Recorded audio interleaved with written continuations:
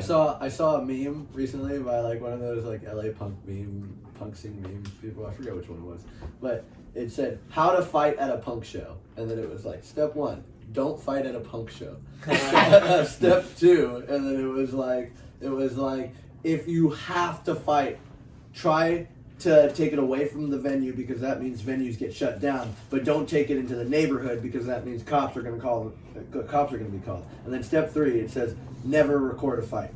And then it was like a picture of like 2 LA punk fools like fighting like with these bullet points. Oh, they did like a step-by-step how type article. Yeah. That's hilarious. Yeah. All right, well, this is the Naughty Pelican podcast, episode 1. I'm joined here with Zaine and Luc from Wacko and other projects. I don't know, what else are you guys a part of besides just Wacko? Zaine, are you a part of anything? I know you're a part of a couple things, but... Heck yeah. Are you affiliated with anything besides just I Wacko was right just now? thinking about that the other day. I've always been in like 3 bands at a time, it feels like, but lately like the only thing I focus on is Wacko. Mm-hmm. And it's 3 bands worth of stuff to deal with. Sometimes. Compared to the other DIY ones that haven't worldwide exploded because of a stunning turn of events. Luc plays in my favorite band of all time, though. Is that Nightmare? Yes. How long has that been going around? Nightmare Enterprises played its first show March 30th, 2013. Really? Mm-hmm. That long ago? Because I've only seen videos of Nightmare from like 2017, I think, was the farthest back. So who was like... I think that's when we started going Instagram heavy. Ah, there you go. There you go. Yeah. Dude, the Nightmare Instagram was like the most lit Instagram Back in the day. Since the Wacko Instagram. But I think the Nightmare Instagram was way more lit at its peak than it was our Instagram. Than the Wacko Instagram? Somebody once told me that they followed the Nightmare Instagram during that time for over a year. And the whole time, they didn't know that Nightmare Enterprises was a band. They thought that Nightmare Enterprises was 2 homeless kids that went to punk shows. And I was like, I used to watch that shit all the time. During that time, I lived with Luc too. So like, I would like, see him at home, and then he'd like take the fucking blue line to go to some show in the valley, and then I'd like go look at the like 55 story videos that were like posted. That's so awesome. With them. Just like the whole saga. Yeah, and I could Exactly. I could see how somebody might think it was like 2 homeless kids. They were thinking it was Luc was homeless and Andy, the singer, was homeless. Oh, gotcha. And it just makes me think about like this video, like the progression. It's like I said bye to Luc, and then like Luc's on the blue line and he's like drinking something, and then like all of a sudden the next video there's like his band on the blue line, and then like the next video there's like all these random punk kids on the blue line, and they're all, Luc's got his keyboard and he's like playing the keyboard and kids are like singing songs. Everyone's just wilding out. And then there's like all the show videos, and then like the after party videos, and then it cuts to like 6 a.m. on the beach, and Luc's like filming his sunburnt legs. Oh yeah, exactly. And I like instantly thought of that, and I was like, yeah, I could see how somebody might think that That Nightmare was just 2 homeless people. Like 2 hobos with access to an iPhone. That's fucking awesome. Show going and peer sleeping and taking instructional videos on how to make a certain mixed cocktail of vastly varying sorts and concealing them on long train rides to go to shows. Heck yeah. So, I had a question for you guys. So, like, how'd you guys get, like, initially, like, how'd you guys, like, kind of get into music? Like, kind of what inspired you to, like, pick up whatever you play now? Or were there any, like, family members, like, bands that influenced you? Or I like... want to hear Luc go first, because that's a question I've never even thought to ask you. Thank you. What got you into music? This guy's the interesting one. God. I guess it was a calling, a divine calling. I I guess the first the joyousest things of my early life that I remember were family parties with a bunch of dancing and celebrating Really? with loved ones coming together and having a jolly old time. Oh, that's nice. And I guess I associated the jolliest of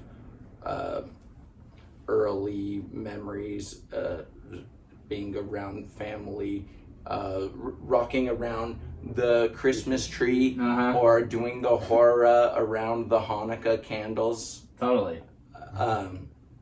And so, but because of that, I guess You related it to music? music got. People. I got conditioned to find music as the greatest joy-bringing thing to come together around. Oh, so true. Because that's kind of like what you guys do with shows now. Like, it's like a jolly good time, and everyone's rocking around the Christmas trees at Wacko shows and Nightmare shows, you know? I mean, Exactly. it's Coming like that for together, people. jumping around, laughing, sharing great memories. Music seems like a powerful thing to base that type of joy. Totally. So, like, how many instruments do you play? All of them. What do you mostly play, I should say? All of them. He's just a crazy composer. Yes. I do agree with Zaine. I kind of treat all of the instruments like a first instrument, although I don't play them with much more advancedness than a beginner. But yeah, I like bass guitar, 6-string guitar, keyboard, and drums. That's rad. All of That's them. so sick. Pretty I much know. all of them. Because you can just like, you're just so adaptable. You can just be like, oh, you want to play this in a band? Yeah. All right, we got you. Oh, you want to play this in a band? Oh, I got you. I can play that. On tour, Luke fucking played drums for a band that he'd never listened for. I saw that on Instagram. Yeah, it was so sick. He literally like listened to it one time and then fell asleep, and it played 3 more times, and then he did it. That's so sick. Yeah, it was cool. I was like, I knew you could do it. No, I did not doubt you one bit.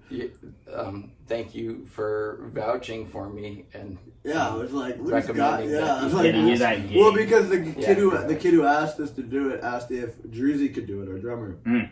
And I already knew Druzy's like not down. Not gonna do it. And like, but I was like right next to Druzy in the van when we were like on the way there, and he was right next to me, and I'm like, in my head, I'm like, Luke's gonna be the one who's gonna do this, but like Druzy's right here, so I'm just gonna ask him just to like see his awkward response, and I'm like, hey, this kid wants to know if you want to play drums for his band and to listen to the 4-song EP, and I watched Druzy go like, and I'm looking at him like, like already know. He's like, so not down. And he's like, I don't want to do that. And I'm like, I know. And I just texted Luke right away, and Luke's like, fuck yeah. And I'm like, yeah, for sure, all right. And he did it. Totally. Yeah. Fucking killed it. Yeah. What about you, Zane? Like, how'd you get? What's your experience like? I was thinking about that like when Luke was talking about it. It's cool that like you were in tune enough at a young age to like make the connection between like the good times being like really the music being associated with music. Yeah, it's like what possesses people. All of a sudden, music's playing. We're like, oh shit, we're having a good time. You know, Exactly. like, I don't think it was like that for me, and I think it was because like I didn't have such like lit fucking family parties as it seems like you had. Music wasn't playing that people were dancing to, like, but I do remember like, you know, getting to the age of like 11, 12 and like recognizing like different genres a little bit, and I liked like shit at the time that was like plugged in and louder. Mm-hmm. And I remember spending those years from like 11 to like maybe like right before I turned 14, where I was just like listening to all these different kinds of music that like that was like heavier, I guess. And when, you know, fucking like like scene shit was like really big by that time when we were like 13, 12, you know, so like that You were shit, bumping that? well, yeah, like, and I remember my style was like really funny, and like my dad's family used to call me poser all the time, like, but like, and I remember people being like, oh, he's just looking for what he likes. I remember being like, fuck you, bitch, I know what I like it loud or whatever. Like it, yeah, like it plugged in. Yeah, like it plugged in. Turn that gain up, baby. And then, and I remember like, my cousin, who was like my sister, Kaylin, her dad, like had a Circle Jerk CD in the car, and I was like, maybe like not even 13, and he played it, and they have that song "World Up Your Ass," and I was like, as a little kid, like the song was cool to me, and I thought it was funny because like I didn't understand what he was saying, but I could tell he was saying that there was something up his ass. And I was like, I would always be like, play that song or something guy's ass. And like, he would play the Circle Jerk CD. And I was like, I just remember that being like really great fun times in the car. And then my dad like realized that I liked like the Circle Jerk song. And he was like, oh, you fucking like this shit? And then my dad and my uncle showed me a bunch of shit. And they were like, they're Filipino immigrants that came to LA when they were like 10. And so by the time they were 15, 16, it was like 1984, and like punk shit in LA was popping. Yeah. They were like going to that shit. So they were like involved enough in punk shit, at least in the past, to know how to tell me shit. And I just remember like nerding out on that punk shit when I was a little kid and thinking like, fuck, it'd be so cool to be in a band. And I told my mom I wanted to play guitar, and God bless her heart, she's like, all right, prove it to me. I'm going to get you an acoustic guitar first. As they always do. Yeah, she's like, I know you want to play in like a rock and roll band, but show me you actually want to play this shit. And then so I did, and then like on my 13th birthday, she got me an electric guitar, and it like never stopped. That's so sick. I joined my first band when I was 15. Have literally been doing the same fucking shit I've been doing since I was 14, just going to shows and fucking wilding out, moshing and shit. Now I'm like 30 and I'm like fucking up Still these doing little that. kids in the pit. I know, right? Stage diving onto them and shit. I'm like, whoa. Totally. Because I remember I've seen like YouTube videos, I think, of you playing in like, I don't know, did you play in a band called Rapoon? Yeah. Yeah, I've seen videos from like 2013 of that have like 3,000 views, and that for like underground stuff, that's like pretty dang good. And I'm like, dude, this dude's been around like a minute. How old are you in 2013? How old was I? Probably like Too young to go to a show. probably like 9. Yeah. Yeah, 9, exactly. Well, it's just, the funny thing that like if you stick around in punk shit like long enough in the scene, you'll like see when you get older is that like everything goes in waves, and sometimes cities that are popping, they like die for like anywhere from like a year to sometimes even like over 5 years, and then like all of a sudden punk shit's like Yeah, and then some popping. shit comes back, you know.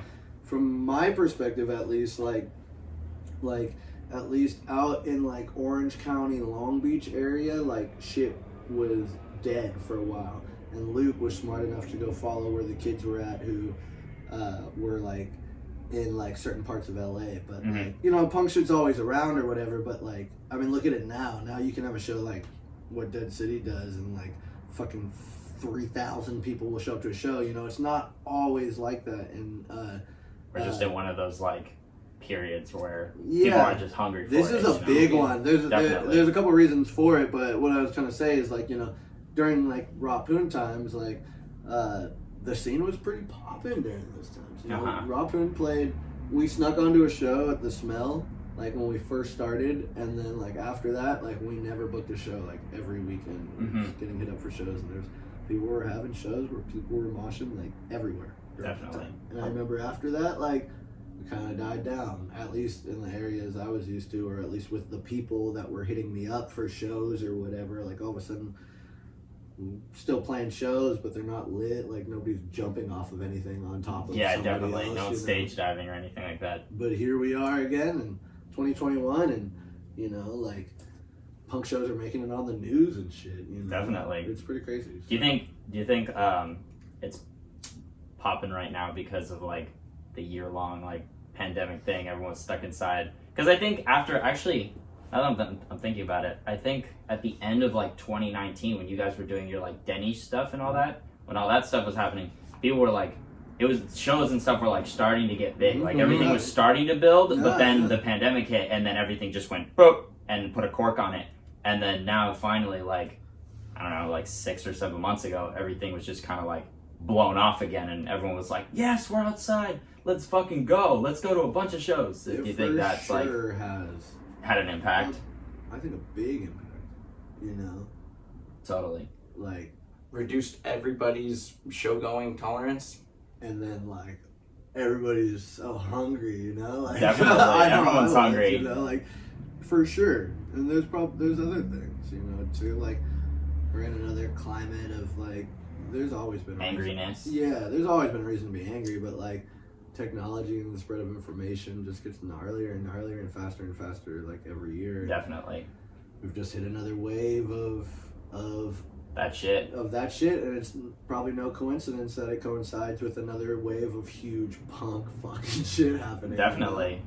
So That's really interesting. it's a perfect storm. Man. It's funny how like we'll probably look back in like 10 years and be like, oh, remember like when all that shit was happening and all of the fucking like these sick ass punk bands were coming out, and then who knows, maybe like someone like you guys or someone like Dead City will be like legends at that point, because and you'll still be playing obviously, but you'll be on like a much bigger scale, and everyone will be like, oh, remember when those guys were like starting to like get big? Because you guys aren't that like old, like you guys aren't that old of a band. You guys, what'd you start in, like 2019? Our first show was a show we snuck onto that we were told we weren't allowed to play in New Year's Eve 2019. So Denny's was like pretty much our anniversary show. Of that. Kinda, like, yeah, it was December 14th. So we had been a band for a year, and then we blew the fuck up. And it was just kind of crazy because we were just this band that had been a band for only a year, and then coronavirus was the next year. So here we are the year after that, and now we're a band for 3 years, but really it's like... I'd say 2 years. Yeah, it's like 2020 didn't really count. No, not really, because nothing was happening really, Yeah. you know? All such a stunning turn of events. Right? Every piece of the story. Totally. I know. It's crazy, dude. And you guys went on like a sick ass tour this summer as well, right? Like, yeah. wait, we also so went on 2 tours before Denny's. Within the first year, that's unless true. Yeah, you guys are just grinding and stuff, you know? Before Denny's, like, it was pretty cool because, like people were, like, finding out about our band pretty quickly, and then when we put out the demo, it just kind of, like, spread really quick, and that was, like, we put out the demo, like, being 6 months into a band, and, like, you know, leading up to the Denny's thing, it was, you know, already going, like, pretty fucking sick for us, and then... I know, I remember watching some videos, like, even, like, before Denny's, and people were, like, it looked like they were thrashing to your guys' stuff, and they were hyped on it. It was cool. I was like, oh. This is sick. And, like, for me, I spent, like, Luc has been in the gutter, like, the whole time with the punk shit, but, like, there was a while when I moved to Long Beach where, like, I played in 2 punk bands, but that weren't really connected with the kids, you know? Like, so, like, and between that, I played a lot of fucking shows, and I played, like, a show every weekend, so it turned into me not going to shows unless I was playing them. Oh, yeah, interesting. But, I mean, I was still going to a fuckload of shows, you know? But, like, because you're playing all of them. But I was playing these shows where, like I said, kids weren't jumping off of shit onto other shit, and I did that for, like, 3.5 years, and, like, you know, no, I did that for much longer, actually, and, like, most of that time I was, like, living in my van, too, like, and, like, with the second van I was living in, it, like, broke down. I really consider this, like, because this is pre-Wacko when my van broke down. I consider this, like, the resurgence in the fire up my ass again, because I was making a lot of music and musically satisfied, you know, artistically satisfied or whatever to a certain degree, but, like, I spent all this money on a van I was living in. I had no more money, and it broke down. You talking about the Westphalia? No, I'm talking about the fucking Michael Tan mystery murder van. Oh yeah, well that one, you definitely had that post Wacko starting. Really? Yeah, dude. Because remember when it No. got No, dude. Smacked was after that photo shoot we did. No, I know, but I'm talking about when I first got it, Wacko was not playing. Oh, when you first got When it. I- I thought when you it said broke down, yeah. No, when it first broke down. Because remember what it? Okay, my van. I buy this van. I spend all I spent all this money I working in a farm in Canada, like on this van. As soon as I get back down, I was like living in Canada. I come back down, buy this van, and I save almost $1,500 to like pimp it out, shag carpet everywhere, and like make it look sick as fuck. I buy this van, it breaks down on the freeway as soon as I get it, and I spend that whole $1,500 eventually figuring out what's wrong with it and barely fixing it up to a point where like the most it can do is just drive to like San Diego is pushing it. So like I didn't have any money to pimp it out and it looked like shit the most of the time, but I was able to like pack in like 15 people to every show. But before I fixed it, it's like broken down. I could turn it on, but it would break down every like 2 minutes. That's such a bummer. I have no money. I'm like sitting there in my fucking van. It's hot as shit. There's no air conditioning, and I have no money for food or nothing. And I'm just like broken down. And like life fucking sucks, and I'm not getting paid at my job for another 2 months. And oh my like, God. so I call Luke, and I'm like, Luke, please like hang out with me. Like, give me a reason to like escape this oven. And I meet up with Luke. And Luke's like, I got 2 shows this weekend, and he's like, you can come with me. I'll buy your train fare, and I'll buy you vegan food the whole way. But like, and I'm like, where are we staying? And he's like, I don't know. And I'm like, all right, let's go. And I fucking hopped on the train with him and went that was the first time I went to Schmuel Manor. First time I met Schmuel. First time I saw like Diversity. First time I met Gons. Like first time I saw this like other scene of like kids that were all like your age, you know, like and you know there just wasn't a reason for me to be around kids that age until like I like decided to follow Luke for like the first time in my life on this like trust mission all the way to the valley. Totally. And you kind of like found it again. Yeah, and I saw, I'm like, whoa, these kids are fucking going ape shit for these bands that are sick as fuck. You know? And I was like, all that shit had been going over my head for years, you know? You just gotta like find where like the patches of kids that are just getting into punk shit are, because when that's happening, it's like super inspiring and they're going the hardest. Definitely. But eventually, like what happened to me at least, will happen to a lot of the kids in the scene is like you get older and like, you know, shows stop getting as gnarly because, you know, that's exciting. A lot of people that you were punk with when you were younger stop being punk, stop going to shows. Interesting. And then you're just getting older, but everybody likes music, so you still play it, and people come see it, but they're just like, until like one crazy guy. Every now and then you might have like a cool fucking pit to some degree if people are drunk enough, and then you're like, oh, this is punk shit now. But then like you forget that you got to go back to where like kids were first kind of finding it, and that moment in their lives is so fucking inspirational and just like new and just like, holy shit, this kind of shit exists, and so they go off, and you gotta like keep finding that, you know. Definitely. Do you think that like you finding that shit with Luke, do you think did that like coincide with like the formation of this band that is Wacko? When was that about? I would say, when was that? That was like 4 years, almost 4 years ago now. Fuck. So a little before that. Years go by faster when you get older. I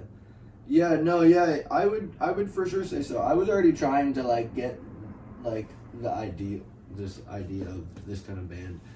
Just like fastcore stuff. Yeah, like it was supposed to be a lot more simple, and I'd been trying to do it way before Luke was an option or any of the other people. So many people came through this band that for like barely any amount of time for like 4 years, and like, oh, interesting. Yeah, so but like I definitely would say that like experiencing that, going to the Schmuel Manor show, and then afterwards we went to Shenanigans, and then that's where I saw Diversity and a couple other bands I liked, EDB. And EDB, that was the first time I saw EDB, right? And like I just went on this fucking show hobo mission with Luke, you know, like, and was just experienced like 2 shows, you know, that were like fucking epic, and they were like kids taking pictures, like little 17-year-old kids, and they're like taking pictures, like that's what they do. And I remember being younger, even younger than 17, and like we had that too. There were like kids documenting the scene, and I'm like, Like what I'm doing? Yeah, exactly.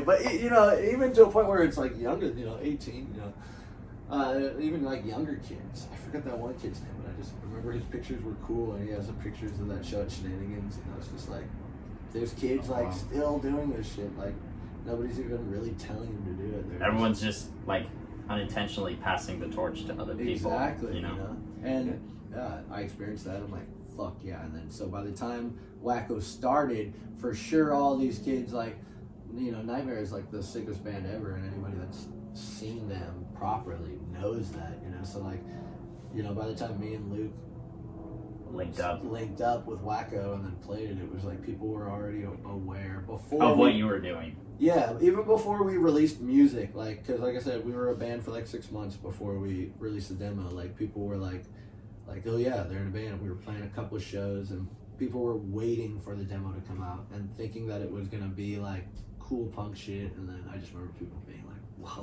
What is fucking this? crazy!" This is gnarly. Yeah, because I remember, I think it was the like little Google Drive that you guys have up where the documentary of the Denny's podcast. I remember you interviewed some people, and a couple of the people were like, oh yeah, like I found out about you guys because like Luke was in Nightmare or whatever, and that's how I kind of associated you guys with, because Luke was in Nightmare, and then I started checking out your other stuff, and then it happened all the time.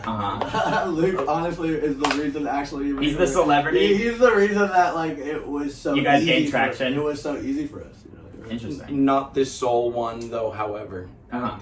Thank you for saying that. The compliment. But, yeah, I appreciate that. Yeah, but also, it is an unoverlookable fact that Zaine also was well known for being in not only Rappoon, as you said, but in Zaine.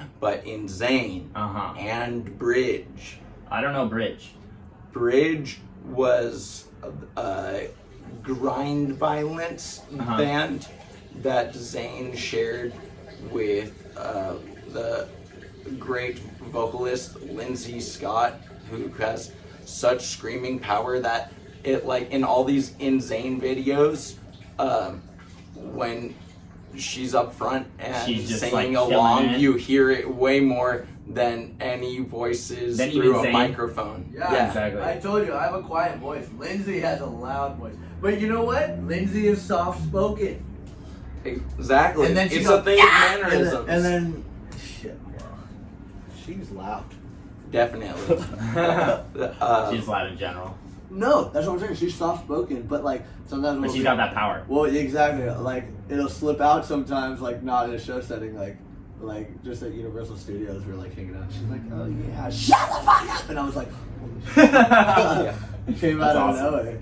Is blessed with the ability to project when they want to. I wish I could do that. So kind of with the combined reputations of you, and then I don't know. Well, what about the other honestly, original members? Alan had been in Kangarilla, which was a band that blew the mind of anyone who ever saw them. They were like proggy mathadelic. Craziest band you might ever try to like watching them takes like a certain amount of brain power. And like dancing to them. It's not mindless shit. Indeed. No. It kind of immediately cures your ADHD for 20 minutes. Because it's so it makes people's brains really hone in on. It just makes sense to everybody. Music being played. Well, yeah, it takes everybody's brain on a mission of like viewing this very puzzling. It doesn't necessarily make sense. I I wouldn't say it makes sense. You've probably never heard it doesn't make sense. And what is so mind-boggling about it is how like well synchronized they are on these really unorthodox yet technical mastery Have you ever requiring seen music techniques. Alan play drums? Yeah. So imagine somebody who played drums like that. Imagine somebody who could play guitar like that. Oh, gotcha. And they hit every fucking like thing. Like they're just on point. Dude, it's like the most insane shit. Definitely. I think it was a mixture between like the four of us that really started it, that pushed it off, was me, Luke, Gartex, and Alan. Totally. Like, yeah, me and Luke had like the scene of kids that were aware of our shit, but then like Alan also had like His a stuff whole going on. other shit of people who were like, oh, and Alan's one of the greatest fucking artists like walking this planet right now. So like, you know, people are just interested in anything Alan will fucking do, and even the kind of people that wouldn't be interested at all in a kind of show that Wacko would play would be like, oh, let me check this out, you know. And like, I think we like were able to, even with Gartex too, like on her shit, like she brought a lot of like other, you know, a whole different set of people. Gartex is an incredible electronic artist and has had tours of their own up to Portland, and brought a wonderful element as well. The EP that we released was such a glorious mishmash of Everything. exactly. Totally. Yeah, because I've seen her stuff like on Instagram, and it's really cool. It Like, really it's is. killing They're kind of just more. She's kind of just more into like the electronic stuff. Is that, do you think, why she left There's a Wacko, or like what was the reason for? Not necessarily. There's a bunch of shit that she's into, but like what she fucking kills by herself, not needing Anybody? dick for anybody, is the electronic shit. Mm-hmm. And like Gabby quit we're fucking tight as fuck with Gabby still, but she quit the band for her own reasons, and that we respect as fuck. And like it was really sad, of course, for us to have to like break Part ways. Yeah, but like I never once thought that like she would not be successful as fuck at like Whatever she did. whatever she did. That's cool. And it's exactly what's happening right now, you know. Yeah, that's super Everybody wants to go to the Gartex show. cool. Definitely. You know, like I want to go to those Portland fucking Gartex shows. They look so cool. Yeah. We gotta go to one, dude.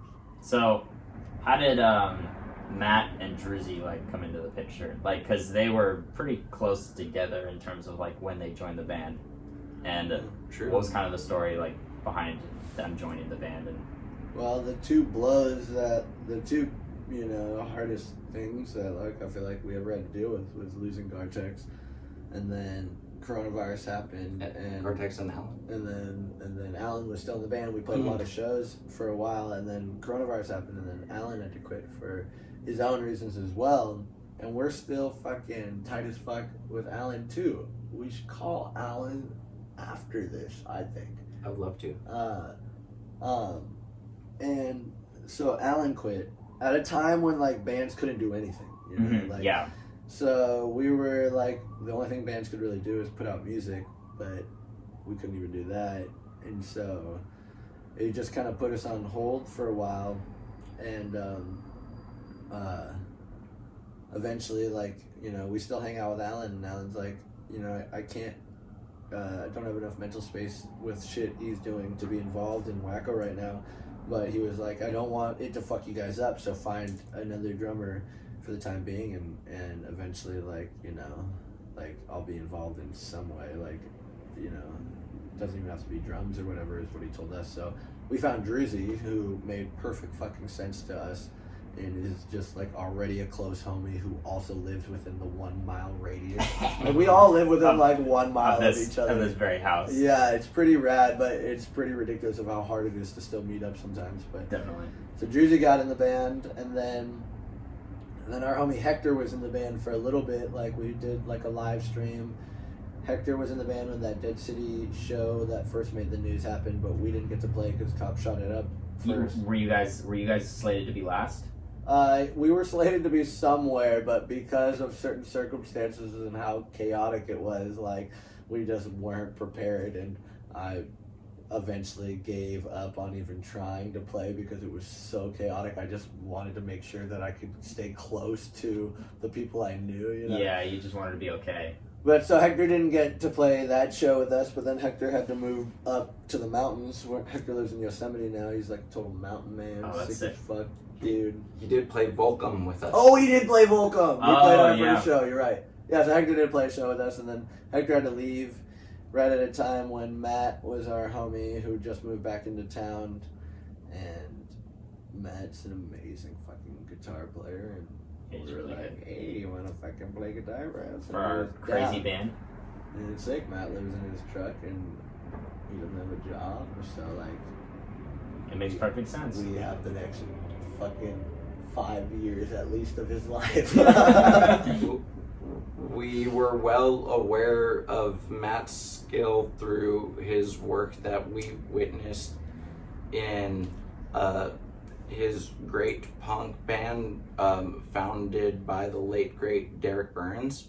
Band was called Secret, and Matt played drums in that band in a way which demonstrated his familiarity and great taste with the, I guess, overall hardcore fast punk shit. Matt should also play drums, and Matt could play any instrument in this band as well. Matt plays all instruments as well. Oh, really? Yeah. Yes, he has a project, Rolf, in which Oh, yeah, I've he seen that on his plays Instagram. all That's the all him. instruments. Yeah, I've listened to some of it. It's like really, really good. It's crazy hard. It's crazy. Yeah. And especially because he plays everything. Dude, it's So- nuts. He does it all on his fucking iPhone, too.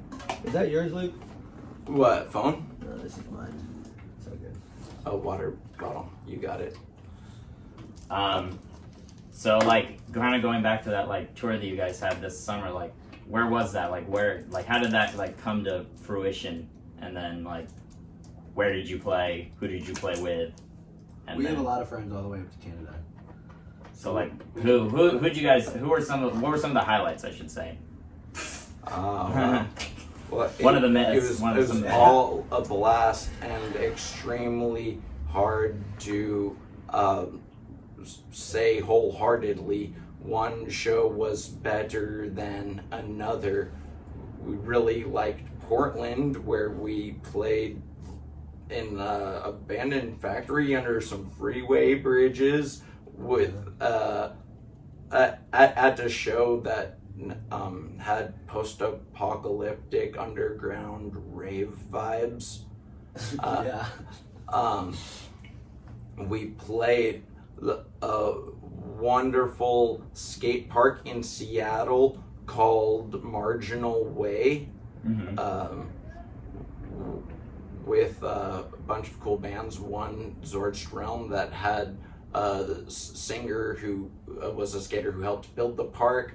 We also played a super cool show in Oakland, thrown by our friend who leads that band, The Losers, that I subbed in on And drums Oh, nice. with, and Balin, That's so sick. whose artist name is Poser with a Z, Z-U-R, and No, it's P-O-S-U-R. I thought there was a Z in that. I think they took that shit out. Oh, I see. Did you guys play a show with Scowl at one point? Oh, As we well? did. And Sacramento. Oh yeah, Cool, yeah, the Colonial Theater. We lost Luke for a bit. We thought we were gonna have to play without him. Really? Yeah. Yeah, that looked rad. That's a cool. Who played that show?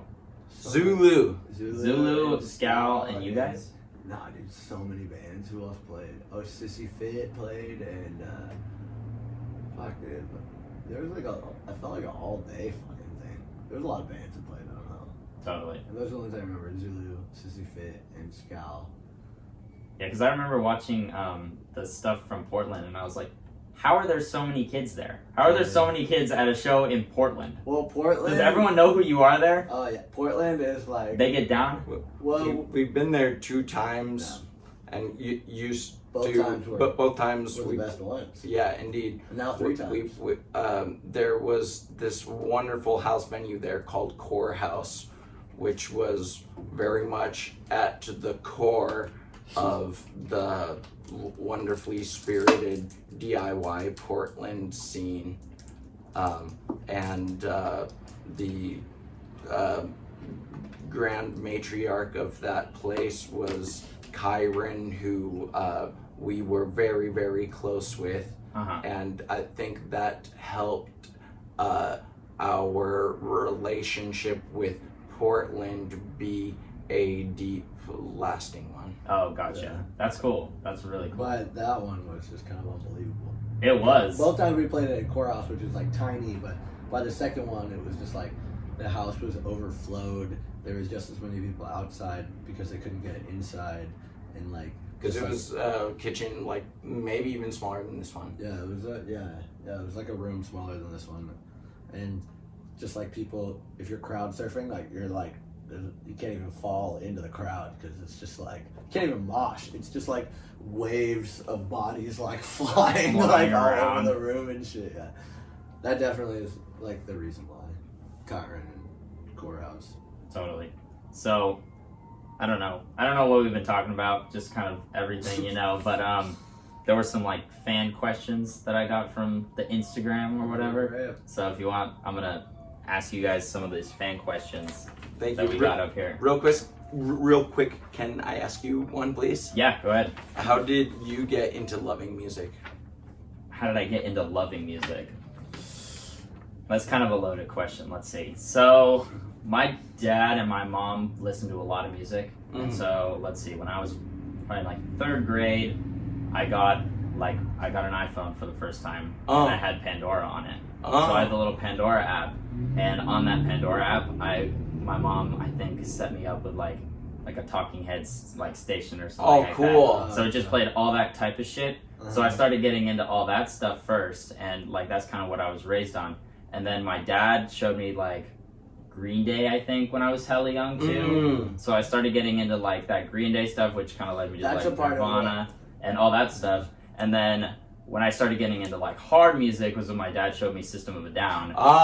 And he showed me Chop Suey in the car, and I was like, this is like really loud, but I really like it. It's really cool. That song is awesome. I know. And then like, so that's kind of how I got into like music in general, and then I like delve deeper as one does in music. When you find it, you're like, oh, I want to find out more bands like this, like, oh, I want to find out more bands like System of a Down, and so I just kept going deeper and deeper, and then eventually I was like, oh, I want to play guitar. So in 7th grade I was like not really doing too much. I was like kind of in between sports and shit like that, and then as one is at that age normally, and then I was like, I want to do guitar lessons. So my mom signed me up for guitar lessons, and I started on guitar. And then after that, I think it was like 6 months later, I did like a little music camp, and I played bass at that. And I played my first little show in front of like a bunch of parents. Yeah. And I was playing bass, and I was like, I fucking like this. This is really cool. And then from there, I've kind of just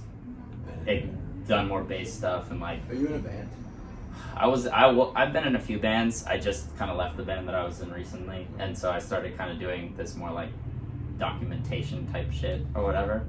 So I felt like I was kind of doing what like you were doing, where I was like I was playing a lot of shows, but not really going to a lot of shows. So like it was all kind of like a bunch of the same bands that were playing, but now I'm kind of branching out more into like and seeing different bands and going to different shows now. And it's kind of broadened my horizons a lot to like the possibilities of what this is. It's very exciting. It's super exciting. And I mean, dude, I gotta fucking do a podcast with you. That's really cool. Because I mean, you guys are probably gonna show up on my Spotify as like most listened to of 2021. Like you guys are gonna be up there for sure. Because I bump your shit like a lot. I'm glad to partake with you. Yeah. Definitely. So I mean, that's kind of my shit or whatever. I'm not that old yet, so I don't have much of a story, but... Thank you. That's a actually really wonderful, in-depth answer that was actually more descriptive than both of Zaine and I's combined. Yeah. Do you remember what you performed at that first concert after music camp? Yeah, I do. It was, let's see. I performed at that... Our set list was Smells Like Teen Spirit. Yes. Was Brain Stew by Green Day. And then I think it was like Dreams by Fleetwood Mac or something. Whoa, that was the finale? No, that was our opener. We just opened with that, and then like What I think those were the, and then I think we played like a Black Keys song or something like that. I don't remember, but yeah, those are like the 4 songs. How old are you? I'm 18. No, how old were you when you? Oh, how old was I? Like 14. I would love to see a bunch of like 14-year-olds play Dreams from Fleetwood Oh, I Mac. have the fucking video. I'll show you. I'll show you the video. It's we're just kind of like with the whole fucking stiff arm thing or whatever. Oh my god, I feel like That's if awesome. I like saw that shit, if I like came across like little kids playing that song, I would just start like dancing. Hey, But, Landon's back. with Ari. Mateo just told us his first show is at Rock Camp, and he played Dreams from Fleetwood Mac on bass on stage. That's impressive. Yeah. Oh yeah. Fan questions. It's a great song. We'll get into fan questions once Luke gets back or whatever. Why Okay. I sound blasting. Hi, Ari. Hi. Oh shit. How did you reach out to get fan questions? I literally just put a poll up on Instagram, and I wasn't getting too many. And then Zaine reposted it, and I got a bunch because Wacko has the influence. Just the reach. Exactly, just the reach.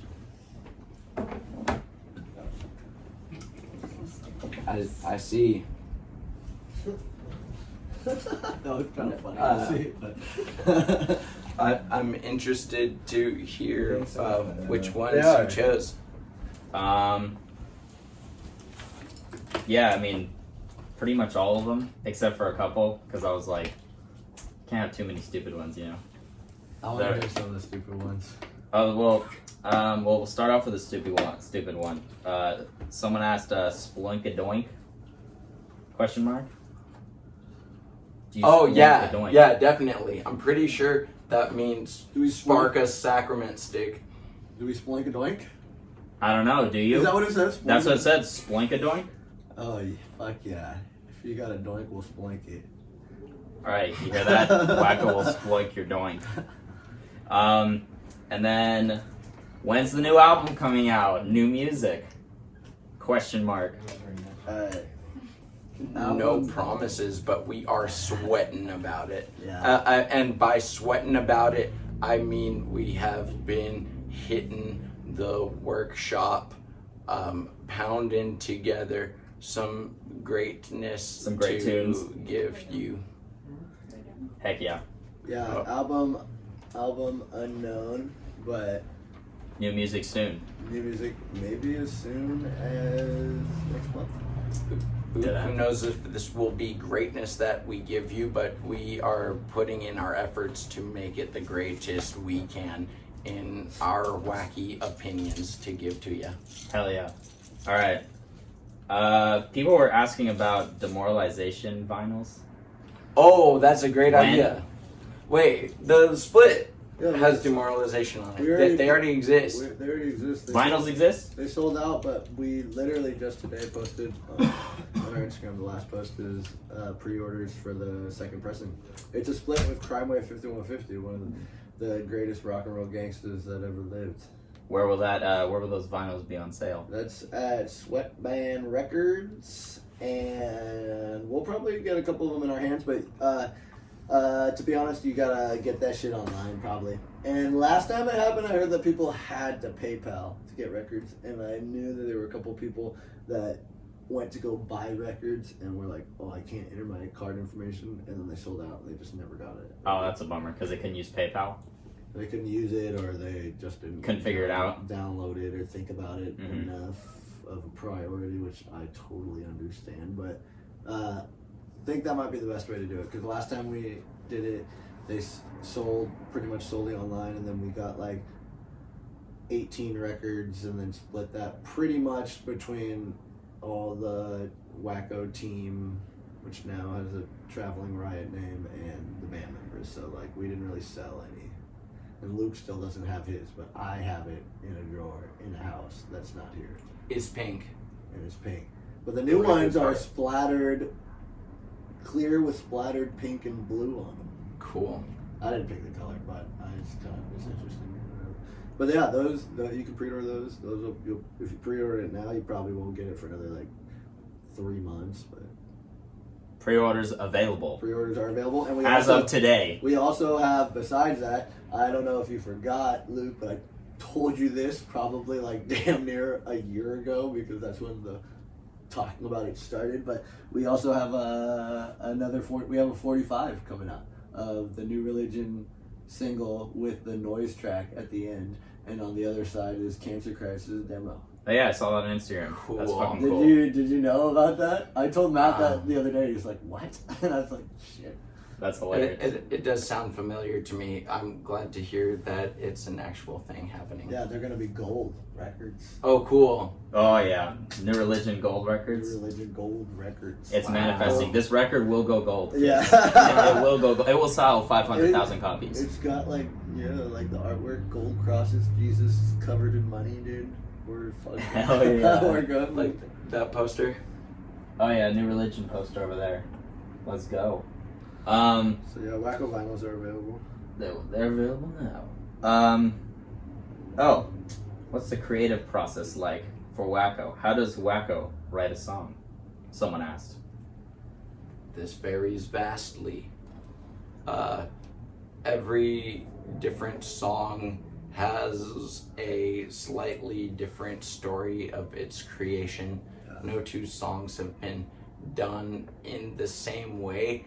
I guess Tides of Shit and Cruelty, Manipulation, Meaninglessness happen kind of similarly, with Zaine having a pretty clear idea and riffs for and the concept of a song that he brought to me in a music construction section, and with a little bit of jamming to that and bouncing back and forth recommendations and ideas for connecting grooves, they came Kinda to came be together. the songs they are.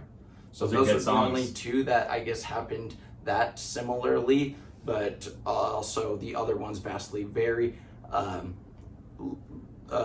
Dirty Old Leeches, Zaine wrote long time ago and made a demo version of with just Alan in like 2017. I forgot about that. That's so cool. That's such a good song. The skeleton of the song known as Human Fertilizer came to me in a dream many years ago, around the time that I met Gabby, who was already in a band with Zaine. And in this dream, the three of us were with a band with Gabby on guitar and me on bass and Zaine singing, and that was the music. Of those songs. Yeah, That's so sick. for the Human Fertilizer one. There's another song, 4 out of 4 Americans got me Fucked effed up. up. And that we recorded in a studio that we wrote the song in Oh, like that's cool. Hungover 10 or as fuck. 15 minutes before even recording. Yeah. So the processes of creation for each song varies vastly, and they all have a fun, unique story to how they were brought into existence. That's cool. That's really cool. Yeah. Let's see what else we got here. What's up with the chaos magic, voodoo / other shit you're up to in that regard? Fuck, What's people- up with that? That's a great Damn, question. They're catching on. Yeah, I guess sounds so. like it. Sounds like it. You guys want to know about the Colts? What's up with that? Well, I guess the underlying cause of us fucking with that kind of imagery and concepts in multiple ways, like in video making and song making and story posting, is it's just really intriguing stuff that both of us our whole lives have kind of been super intrigued by, Mhm. and we like to lightheartedly and also wholeheartedly regard it as stuff that has a lot of power and influence over the physical realm. So It's just very interesting. exactly, it's as interesting to us as crocodiles are to Steve Irwin. And so we Steve Irwin about it. About the chaos magic / voodoo shit. Exactly. Hell yeah, totally. We're all practitioners over here. You heard it here first. You heard it here first. Yeah, I think that's funny that people Catch on to that. catch on to that. I think like religious and spiritual imagery is like super powerful. Like, and I think just for me, like when it comes to making art in general, whether it's visual or musical, like that's like a main focus. Like, you know, try to like stuff it with powerful imagery. You know, like whether it's like what the song makes you think of or like what you might see in a collage. Like, Yeah. is it mundane or is it fucking powerful imagery? Yeah. And Like even with like Demoralization, like the album cover, there's a Yeah. lot of stuff going on in With that. the Exorcist guy on it. Yeah, I made everything's I everything's made going on that with shit at my school because I have access to like the school. The school he works at. The Yeah, school yeah, I yeah. work at, yeah. And it was just funny. Like I work with kids and like I do art with kids and shit. So I'm like, let's do art, you know. And then I'm like making band art and shit. Like, and I'm like on the computer. Like, when I made that, I was just like, what's like some of the most what's like taboo weird shit. So I like do controversial. like not only controversial though. So like where my Shocking symbols. powerful imagery. Yeah, exactly. So where my mind was like Nazi getting beat up, and then the first thing that comes up is Indiana Jones. I'm like, perfect. And then the next thing is like death cult leaders, and then like this Japanese guy comes up, and then it's just like Vietnam, you know, or like bad drugs, or like strippers, or So it's just gang member getting jumped everything in. that's shocking. yeah, powerful imagery. Shit Yeah, that makes you definitely. be like, Something that whoa. makes an impact. Yeah, Shit and then- that stirs people's souls. yeah. Yeah, definitely. Whether good or bad, but powerful, you know. That's like, yeah, that's the first piece of Wacko art that like ever came out, actually. Totally. And that image that you see isn't even the full thing, Oh, really? because you're only talking about what you see in the square on Bandcamp or whatever. Yeah. No, it's like Or on Spotify or whatever. yeah, it's like an 11x14 thing that's like really long. You still have that? I have the original in my room. I can grab it for you. Shit. I'll say that after. Sure. We'll say that after. Okay. Let's see what else we got here. Do a flip, please and thank you. On camera? You got a flip? Yeah, definitely. You gonna stage dive on me or something? I can grab the camera if you want. I'm a It looks like. I'm a front handspring. All right, here we go. Where should I move? No, you're good. These are great questions. Uh, Dares. I'll move out the way. All right, here he goes. Oh my god! You fucking- front handspring to beer spill. Hell yeah, baby! Oh, you just saw Luke do a front handspring. There's like a million. I did not expect you to do that. That's there's a kind of million fucking different awesome. talents. Thank you. Yeah. There we go. Good front handspring. I can't believe you did that. That's fucking awesome. Thank you. Let's see. Oh, we got one more fan question for you guys. I think you may have answered this kind of already, but like, what was Wacko's first year like as a band, and how does that compare to today? Like, Ooh. maybe we gotta wait for Luke to get the mic back. I can That's multitask.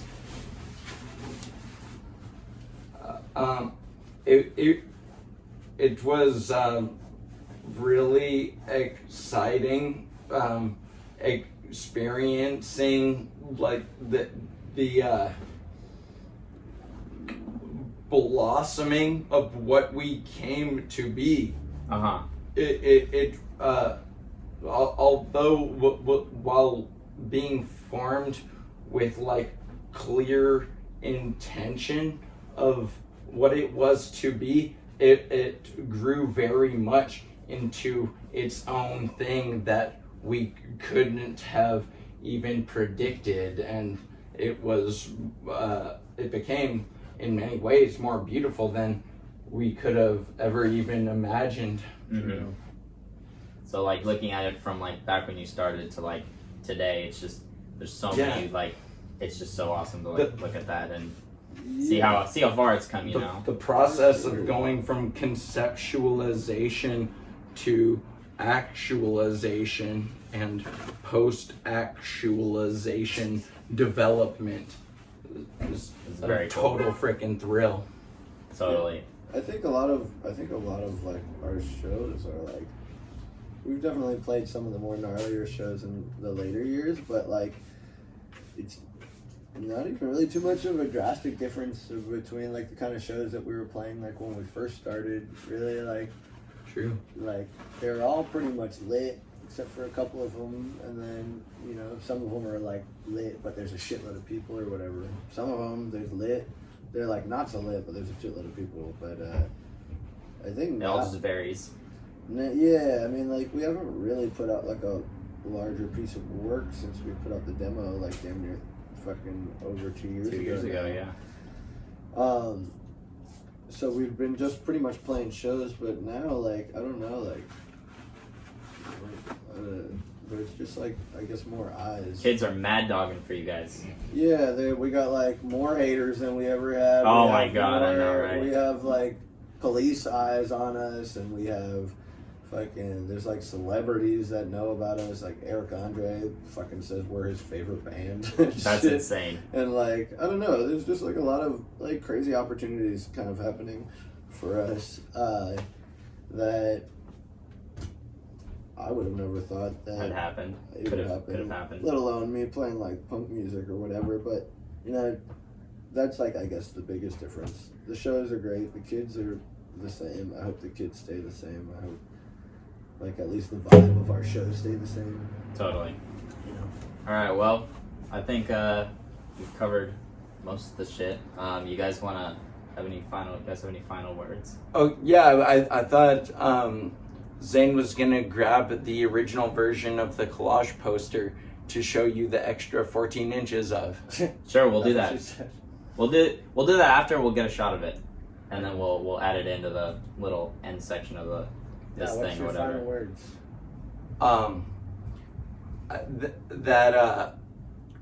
Well, once again, it was a thrill discussing everything, especially how we all each found a deep passion for music, and I really thank you for telling me the specific chapters of your development and the bands that inspired that.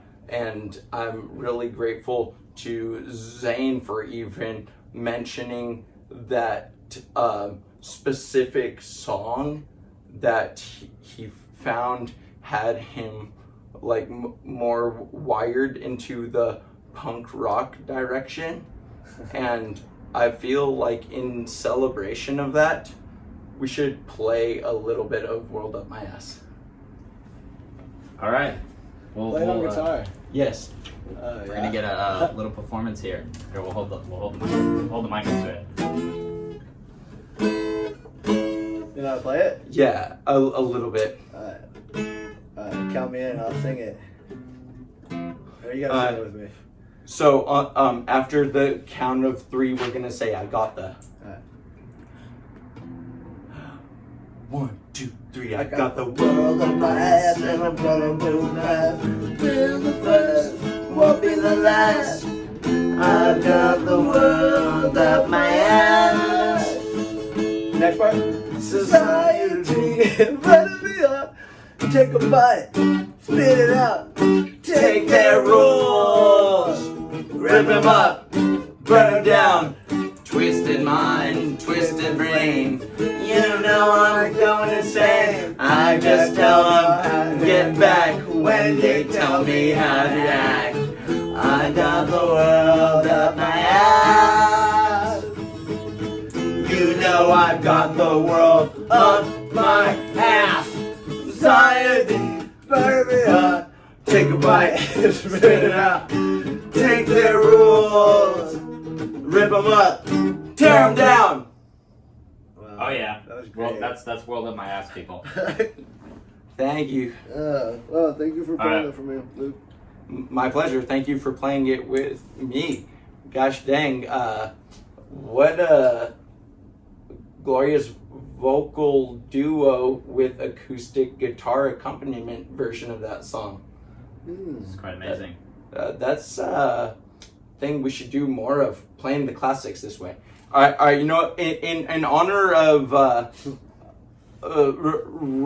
revisiting our origins and our blossoming into the music appreciators and art creators that we have become, let us please play one more classic that was at one of the first shows we became buds at, which was JFA at D Piazza's circa 2010.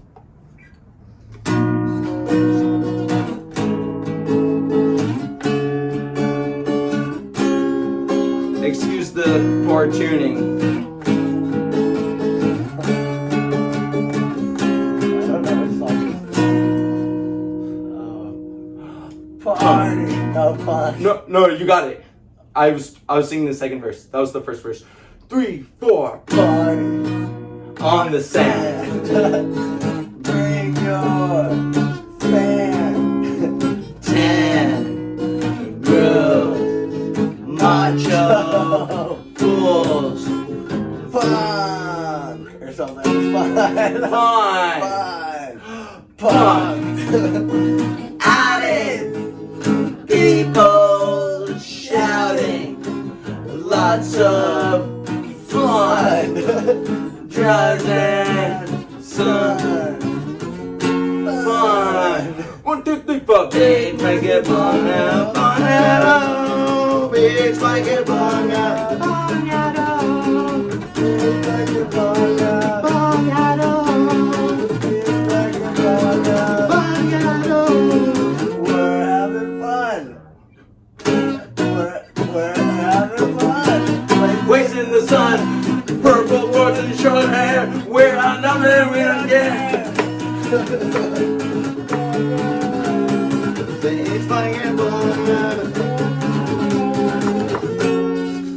Punk outing We already did that verse. again. Yeah, no, it goes.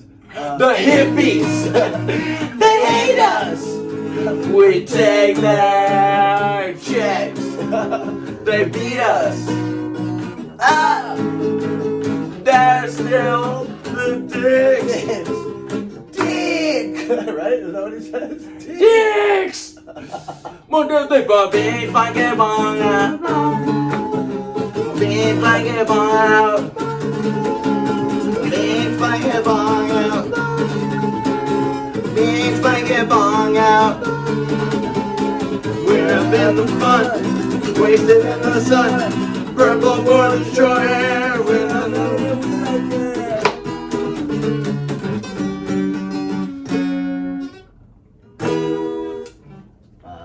Hell yeah. That was special. There you go. Thank you. Special times here at the Naughty Pelican podcast. Zane, you want to shout anything out before you go off the air? Oh. Or you're chilling? Sure. How about love and respect each other. Take care of each other. Because this punk shit is so fun and important. And if you fuck it up, then you fucked up. We out.